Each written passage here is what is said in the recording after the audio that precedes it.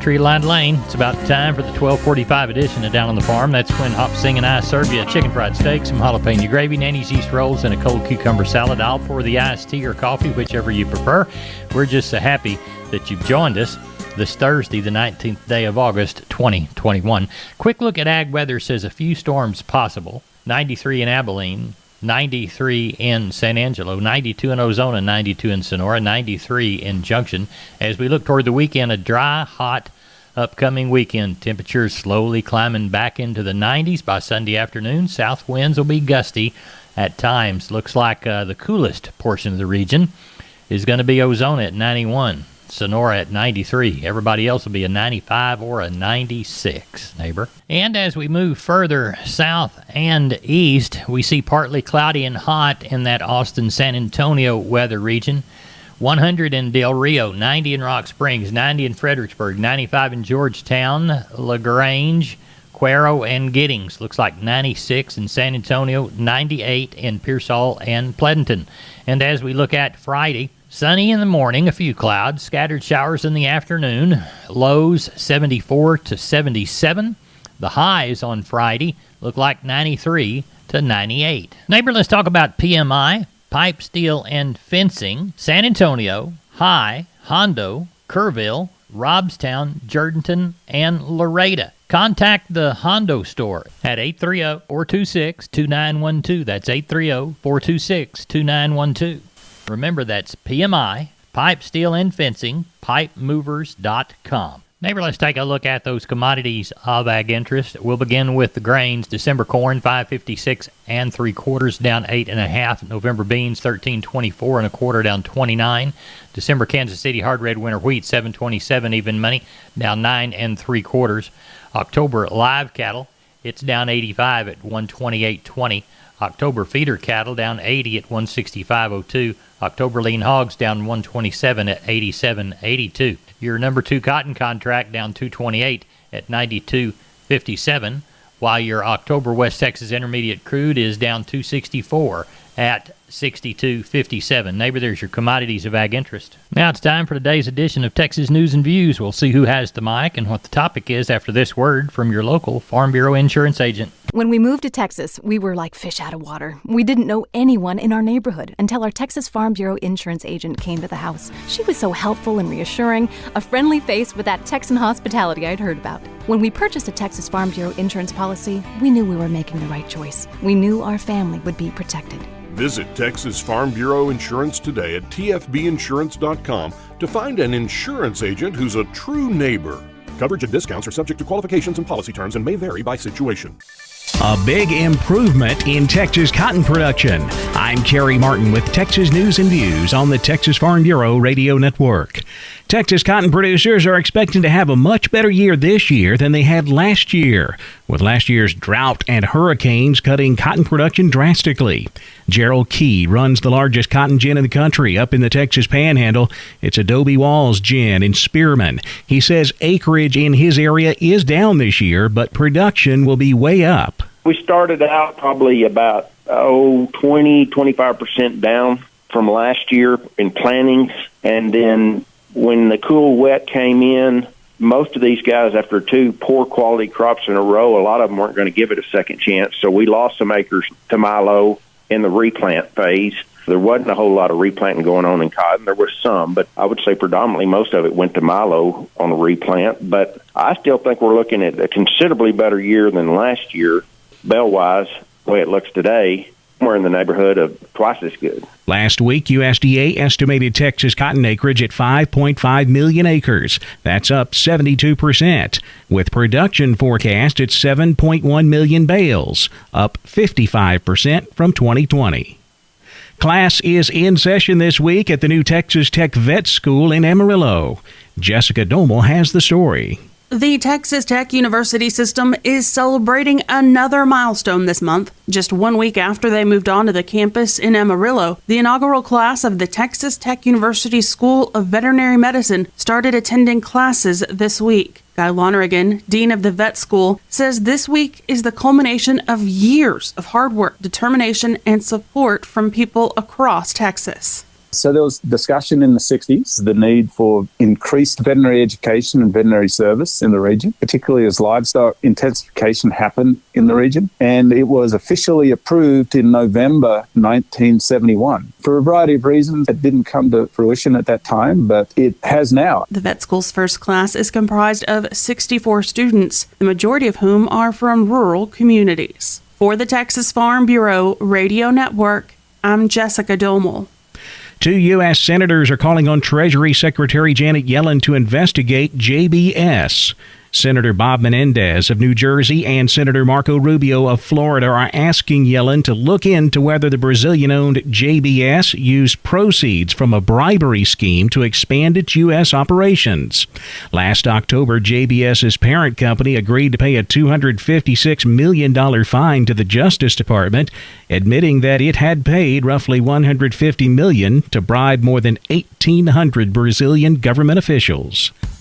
Texas Farm Bureau Insurance has protected fellow Texans with auto, home, health, and life insurance since 1952.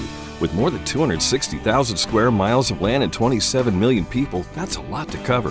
Whether you're wrangling cattle or wrangling kids, we're proud to protect Texans and all Texan ways of life. Visit Texas Farm Bureau Insurance today at tfbinsurance.com to get insurance for Texans by Texans. Coverage and discounts are subject to qualifications and policy terms and may vary by situation. I'm Kerry Martin on the Texas Farm Bureau Radio Network. Neighbor Hop Sing is ready to serve. You know we've got chicken fried steak and jalapeno gravy coming, some Nanny's yeast rolls and a cold cucumber salad, but we need to make us a sandwich to go because we're going to travel. Down to Seguin, there on the Guadalupe River. Going to cross the river, head north toward New Braunfels on 46, and stop at Seguin Cattle Company with Cousin Brian Linsman. Cousin Brian, how'd the sale go this week? Sale was good today, Larry. Quality of the cattle was good. I mean, Packer cows all the way through the calves. Ended up with 861 head. Those 2 to 3 weight steers, $1.55 to $2.20. 3 to 4 weights, $1.67 to $2.35. 4 to 5s, $1.40 to $2.14. 5 to 6s, $1.40 to $1.62. The 6 to 7s, $1.35 to $1.48. 7 to 8 weight steers, $1.36 to $1.45. Go to the heifer mates, the 2 to 3 weights, $1.41 to $1.69. 3 to 4 weights, $1.38 to $1.71. 4 to 5 weights, $1.38 to $2.02. The 5 to 6 weights, $1.36 to $1.60.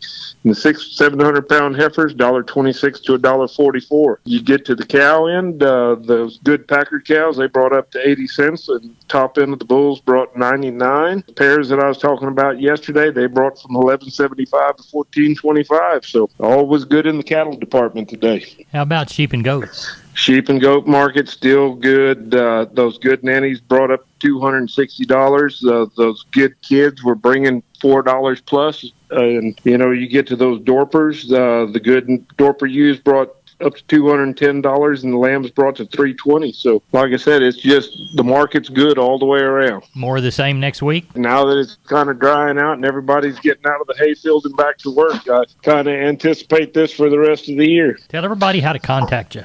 You can give us a call at 830-379-9955, or you can call me on my cell phone at 830-305-0652. McCoys.com. McCoy's Building Supply. Still family-owned, strong, growing, and relevant for our ag community.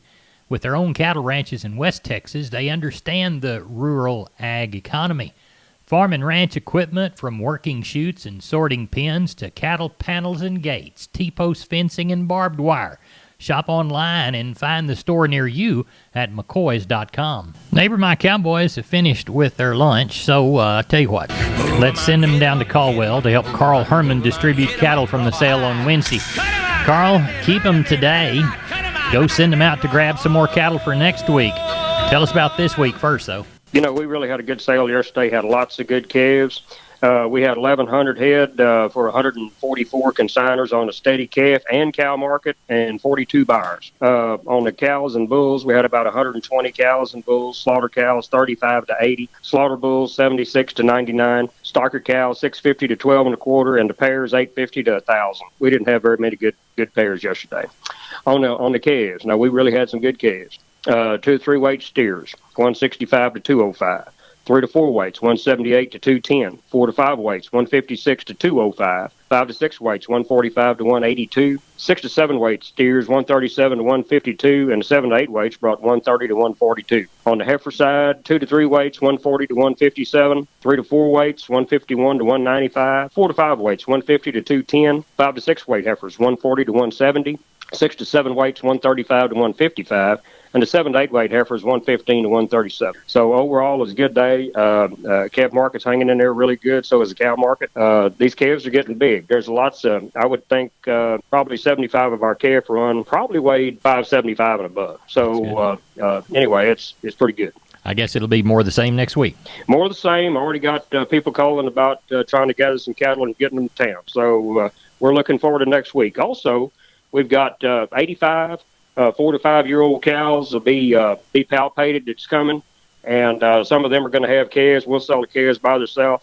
So anyway, about 65 calves. So we've got a pretty good start for next week. Carl, tell everybody how to get a hold of you. My number is 979-820-5349. Call the barn, 567-4119. If you're in the Giddings and surrounding area, call Max Ebner, 540-8676. Carl, we'll talk to you before the next sale. Thank you. Yes, sir. Thank you, Larry. Bye-bye. Neighbor, I believe we have time for Dr. Bob Judd and the Texas Vet Report. Let's see what's going on in Dr. Bob's clinic. Performance horses are under a lot of stress, which can affect their GI tracts, but feeding correctly can help. Hello, everyone. I'm Dr. Bob Judd with Texas Vet News on the Texas Farm Bureau Radio Network. And horses are adapted to a plant-based, high-fiber diet. However, management practices have caused many horses to be fed reduced forage and increased grain and concentrates, which places horses at a higher risk of gastrointestinal disease, such as ulcers, recurrent colic, and inflammation of the bowel.